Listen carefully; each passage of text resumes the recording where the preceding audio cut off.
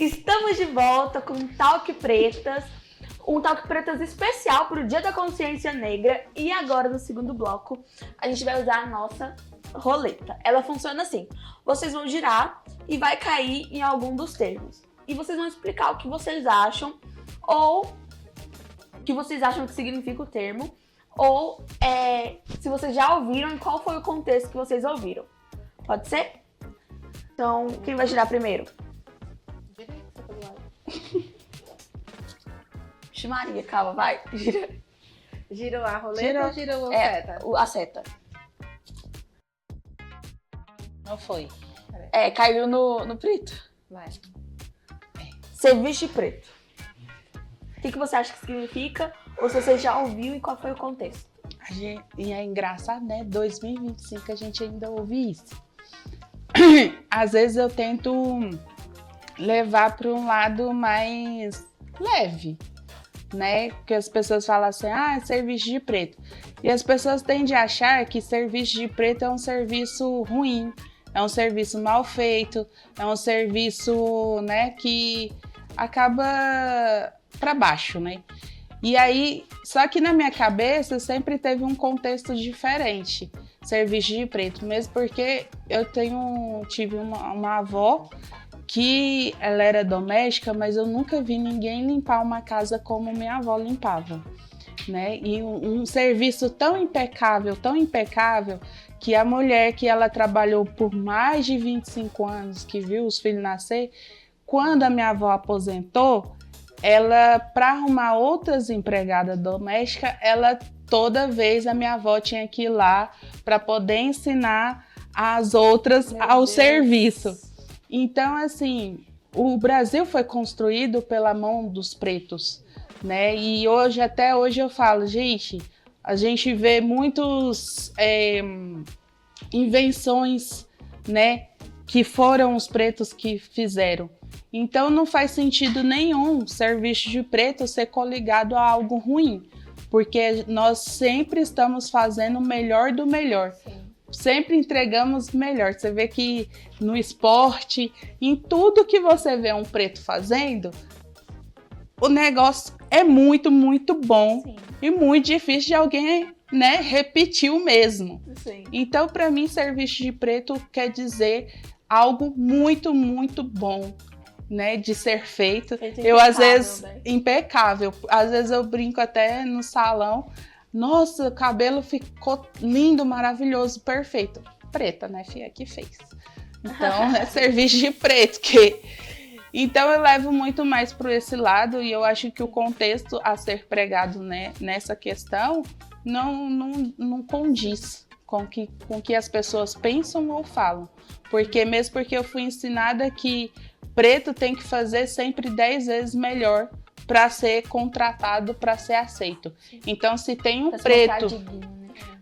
um preto naquele cargo, meu amor, pode ter certeza que ele é excepcional. Porque para ele chegar lá, ele ofereceu um serviço excepcional que ninguém poderia questionar a vaga dele. Sim. E socialmente falando, serviço de preto é um termo racista. A palavra preto parece como algo ruim. Então a palavra no serviço de preto, a palavra preto, aparece como algo ruim.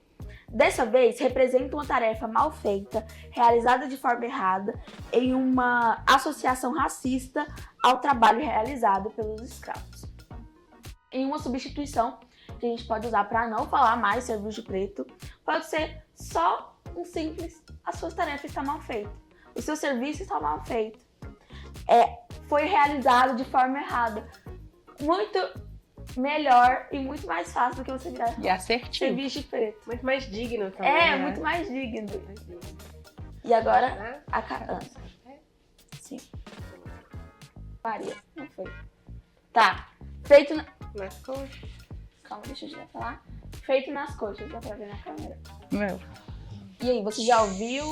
Já ouvi muito essa ideia do feito nas coxas, que é muito relacionado com o serviço de preto também, né? As pessoas, elas gostam de idealizar que aquilo que nós fazemos é mal feito.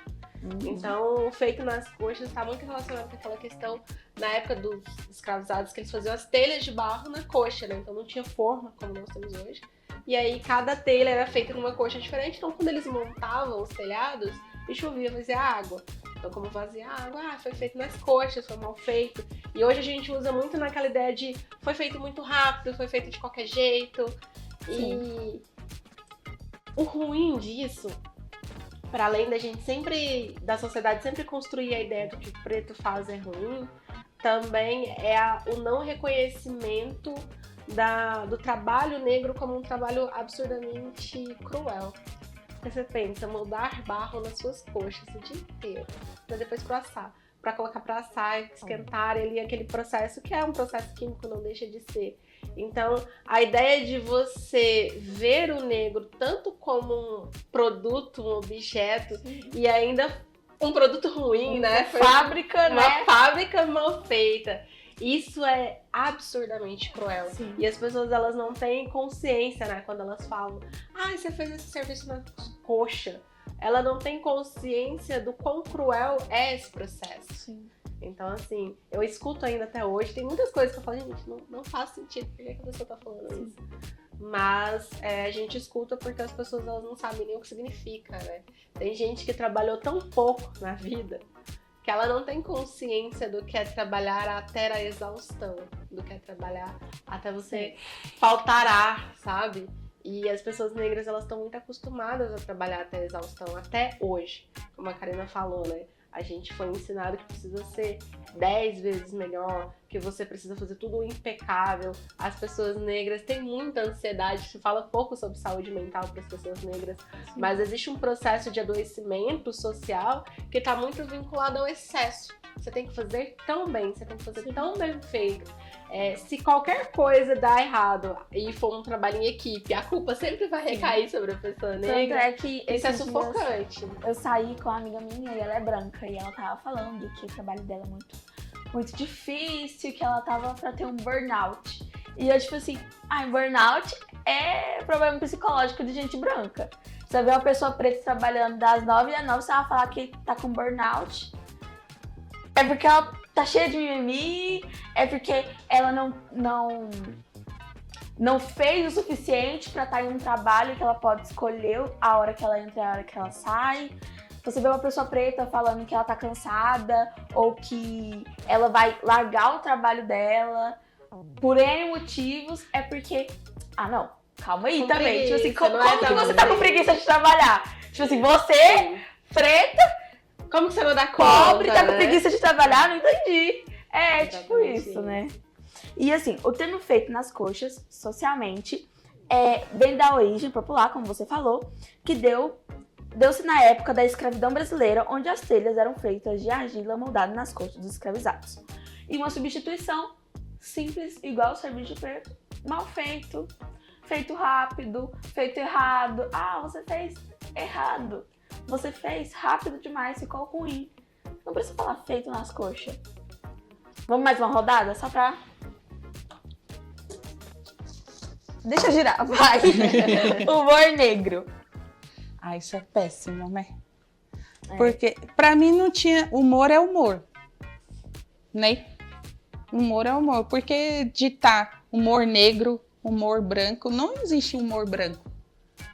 É só humor negro. Tipo assim, quando a piada é ruim... Quando a piada é pesada, né?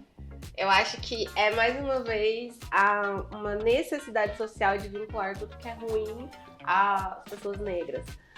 O humor, quando ele é politicamente incorreto, quando ele é pesado, é um humor politicamente incorreto, não é um humor negro. É um humor que beira o crime, né? Hoje em dia a gente tem várias classificações de crime, como racismo, a gordofobia, a homofobia. Então não é um humor negro, é um humor criminoso. Exatamente. Humor negro. Usa essa palavra para descrever um tipo de humor ácido e com piadas de mau gosto, com temas mórbidos, sérios ou tabus com tom de politicamente incorreto. Uma substituição, humor ácido. Pode falar humor ácido, humor criminoso, porque assim, você virar pra mim e falar, eu ouvi uma piada esses dias e até passou na Câmara Municipal de São Paulo tweet da pessoa, né? A pessoa tweetou.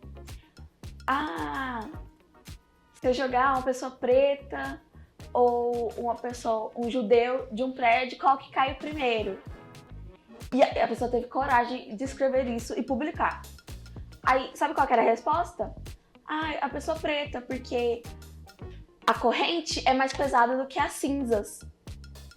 E aí dá a entender, e é o que quis entender, que a pessoa preta vai estar acorrentada e a pessoa que é judia, o judeu, está cremado, morto por causa do que aconteceu na Segunda Guerra Mundial, né?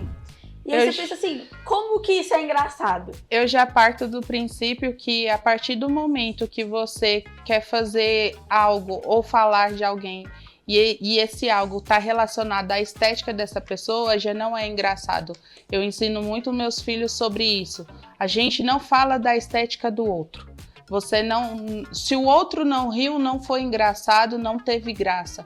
Então, para mim, piada relacionado à estética, independente de cor, do que a pessoa é, relacionado à estética, pelo menos eu ensino meus filhos que é errado e nós não fazemos. Então você não fala nunca da estética do outro, independente de qual seja. A nossa liberdade acaba quando o limite do outro começa. Então se você vai falar de uma coisa, mas é um amigo, mas é uma pessoa que tem o mesmo humor que eu e ri comigo. Gente. Mas ele tá rindo por educação. Ou assim. É engraçado. Ou por hábito.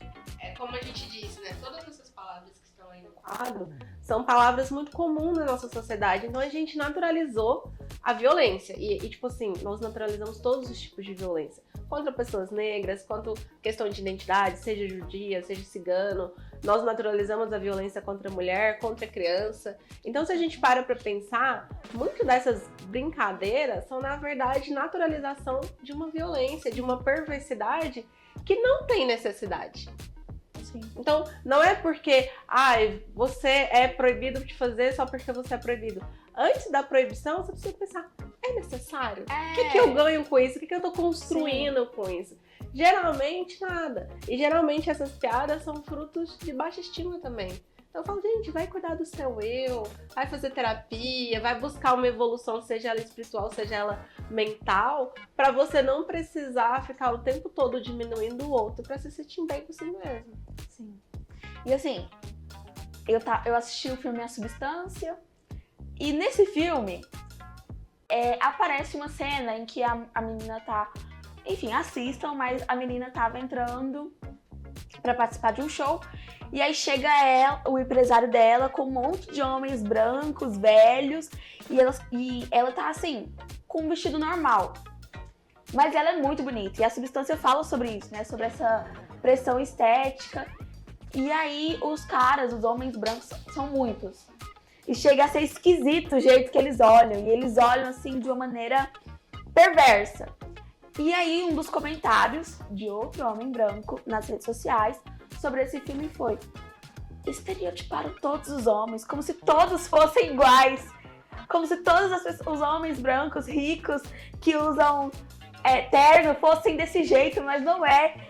E eu penso, essas pessoas que agora são estereótipo, que agora lutam para não ser estereotipadas, esses homens brancos, ricos, cis, estão com raiva desse estereótipo, sendo que ao longo de todo o tempo, eles que estereotiparam a gente.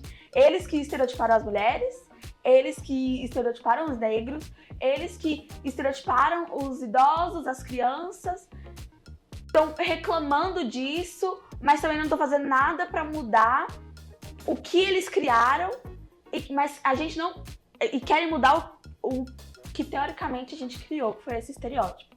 E a gente vê que, igual você falou, essas frases aqui são tão comuns. Associar o negro a uma coisa ruim é tão comum que a gente nem percebe que é racismo. A gente nem percebe que veio de um contexto racista. Vamos pra última? Você pode tirar. Eu giro pra vocês, então. A coisa tá preta. Essa é outra. Todas são clássicas, né? Mas essa é um outro clássico que a gente escuta sempre que algo tá muito ruim. Nossa, deu tudo errado, a coisa tá preta. Que parte muito desse mesmo lugar, assim, da gente vincular a tudo que está ruim a pessoas negras. E o mais engraçado, que eu acho que é que toda a estereotipação, assim, é que eles levam para um lugar que não é real. Eu não sei se parte da minha vivência ou do meu conhecimento, e talvez eu tenha a minha própria bolha seja muito diferente da sociedade. Mas sempre que tem algum problema, são as pessoas negras que resolvem. Sim.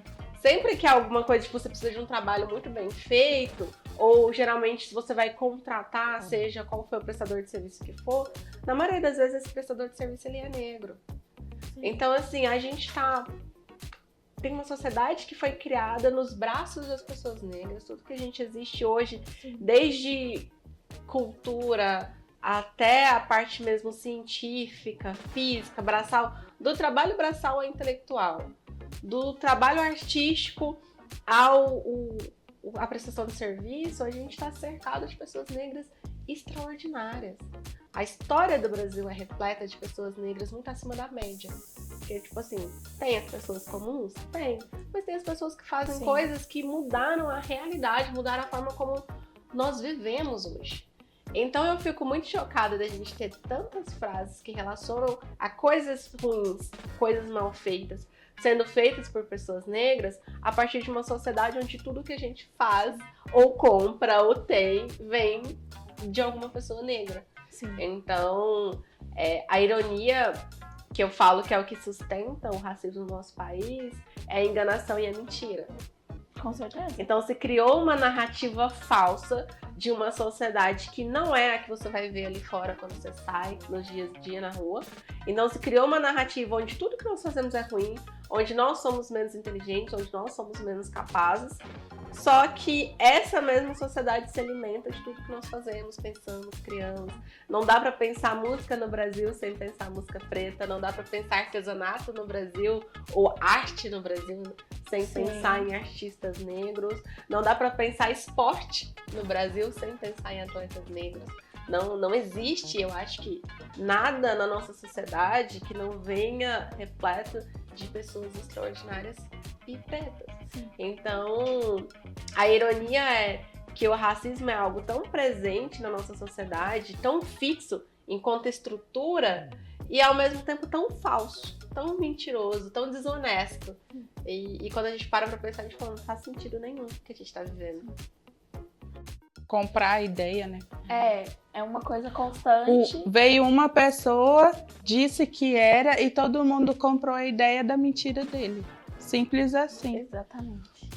E uma pessoa que não, ironicamente, deixa quieto. A fala racista, a coisa tá preta, consiste numa associação a algo desconfortável, desagradável, difícil ou perigosa. Uma substituição simples a situação está desconfortável, a situação está complicada ou a situação está difícil ou perigosa. Nós temos tantas palavras e eles só usam preto pra deixar tudo que é ruim é preto. E nós temos um vocabulário riquíssimo para dizer tanta coisa e se resumir só em uma palavra para tudo. Exatamente.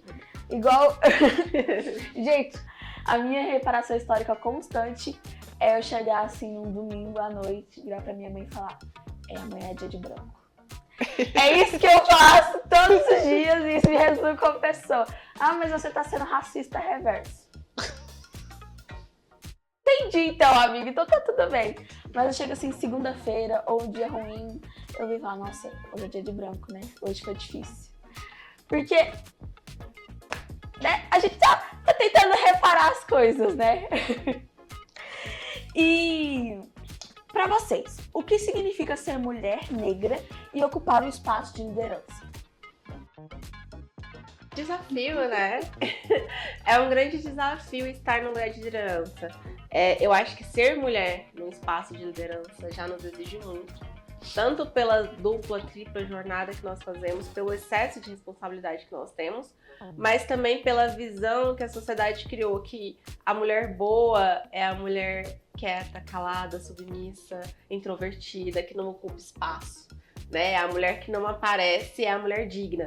E para você ser líder, você vai aparecer, você vai mandar. Muitas das vezes você vai constranger, não por uma forma de agressividade, mas porque as pessoas elas não estão acostumadas a ouvir você está errado, ou o seu serviço foi mal feito, ou por favor, faça de novo. Então quando você vê uma mulher falando faça de novo, está mal feito, o primeiro pensamento é quem que essa pessoa acha que ela é? E aí quando é uma mulher negra ainda, que as pessoas ainda estão mais acostumadas a ver, não nesse lugar da submissa, da calada, mas no lugar do serviço, né? Limpando, cuidando de criança, sendo empregada doméstica, sendo babá. E aí quando você passa um olhar que, tipo, há 20 anos atrás, essas mulheres eram empregadas domésticas e babás, e hoje elas são CEOs, são chefes, são donas da própria empresa, é uma mudança social muito grande. Então, é um grande desafio, é um grande privilégio estar num lugar de liderança, é muito bom ter a própria empresa, né? Eu sou uma grande apaixonada pela Casa Singular, é incrível você construir algo e ver esse algo crescendo. Mas você precisa estar preparada para ouvir críticas que talvez, se você fosse um homem branco, você não ouviria. Então, o processo ele é mais difícil. Sim. Porque é aquela questão que eu falei, né? Se fala um pouco de saúde mental das pessoas negras, mas nós vivemos violências que nós chamamos de microviolências diárias, que é aquela coisa da pessoa perguntar qual é a sua formação o tempo todo, de você, às vezes, dar uma resposta que é óbvia. O céu é azul. E a pessoa questiona, mas é azul mesmo? Por que você acha que o céu é azul? E você fica assim, gente, mas por que é? Mas a pessoa ela tá tão acostumada a questionar a capacidade de uma mulher negra que ela questiona coisas óbvias por hábito. Então você fica exausto de ter que responder o que é óbvio, você fica exausto de ter que provar que você tá ali por mérito. E uma vez eu falei até aqui no seu programa, eu não me constranjo mais, porque se eu cheguei no lugar que eu cheguei, eu tenho certeza absoluta que eu sou mais do que boa pra estar ali, porque nenhuma porta foi aberta, nenhum caminho foi facilitado. Tudo foi uma construção. Foi nada de mão beijada. Nada de mão beijada, tudo foi uma construção, tudo foi difícil. E aí você ainda tem que ficar validando isso todo, e é todos os dias, e às vezes é mais de uma vez por dia. Sim. É exaustivo.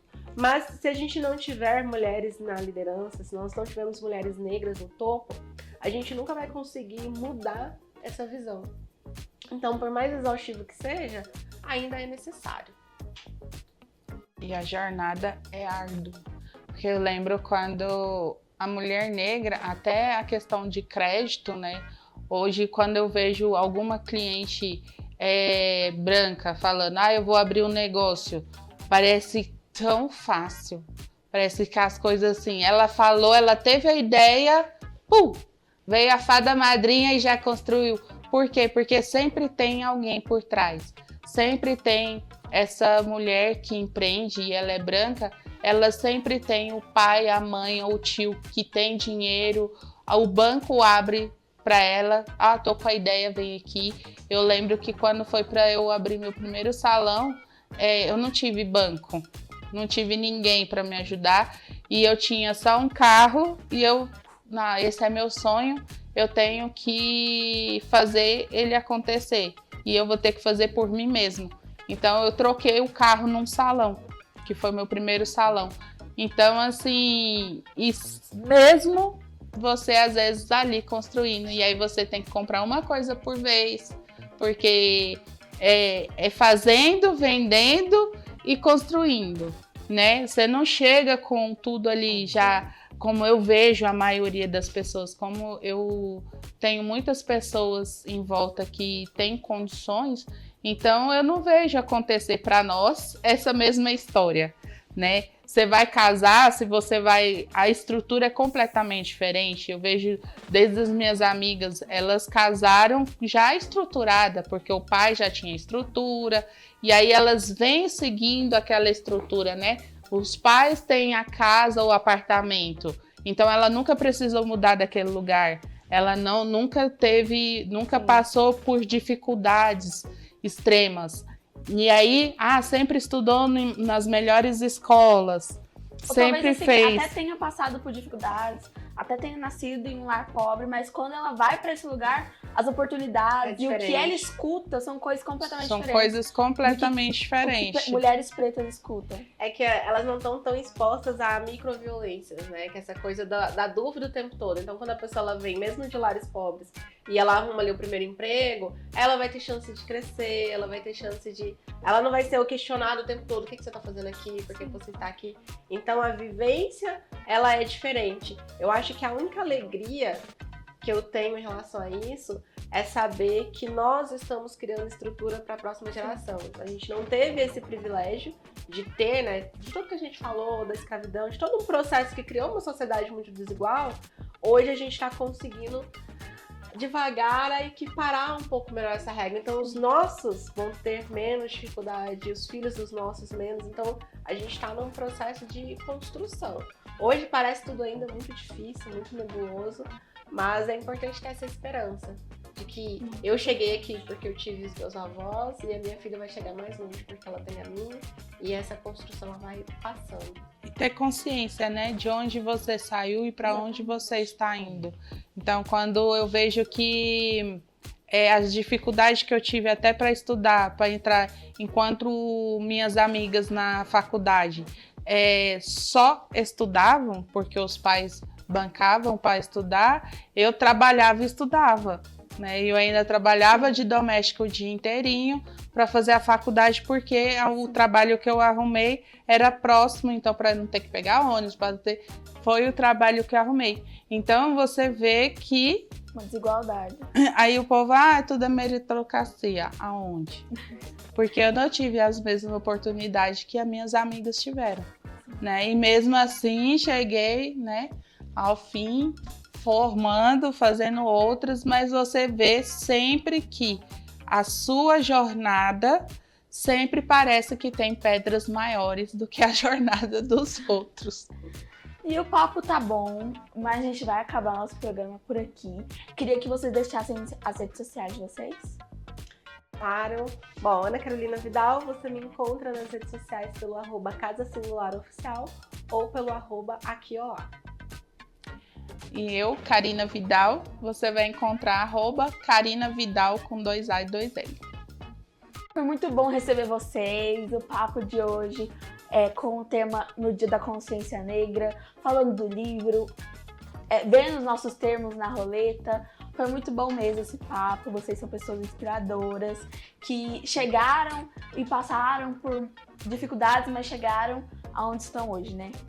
E fica aquele recadinho, compre o nosso livro. Exatamente. Procurem nas redes sociais. Pluralidade, a resistência da mulher muito negra. Bom, gente. E Um vai ser uma bom. leitura transformadora. Encerramos hoje mais um Toque Pretas muito especial, cheio de potência, verdade e representatividade. Este programa, dedicado à consciência negra, refletimos sobre a importância dessa data e que não é apenas memória, mas movimento. Movimento de luta, de afirmação, de construção de um futuro mais justo para todos nós. Falando sobre história, ancestralidade, autoestima, racismo estrutural e sobre como a sociedade ainda precisa avançar muito para que a igualdade não seja apenas discurso, mas realidade. Também mergulhamos na força transformadora do empreendedorismo negro, que abre portas, cria oportunidades e fortalece novas comunidades por meio do trabalho, da autonomia e da valorização da nossa identidade. Nossas convidadas, Ana Carolina Vidal e Karina Vidal, nos trouxeram uma troca inspiradora sobre beleza, autocuidado, mostrando que cuidar do cabelo é também cuidar da alma, resgatar a autoestima, reconstruir narrativas e afirmar que toda forma de beleza negra é legítima, poderosa e merece ser celebrado todos os dias. Merece essa celebração. Foi uma conversa profunda, necessária e cheia de coragem. Que cada palavra de hoje ecoe, provoque reflexões e incentive mais pessoas a reconhecerem o valor da consciência negra, não apenas no calendário, mas também nas atitudes diárias, como uma comemoração e uma celebração. Muito obrigada por nos acompanhar em mais um Toque Pretas. E antes de ir, não se esqueça de baixar o aplicativo TV Alegria em qualquer dispositivo com internet e nos seguir nas redes sociais, @TV Alegria. Tchau!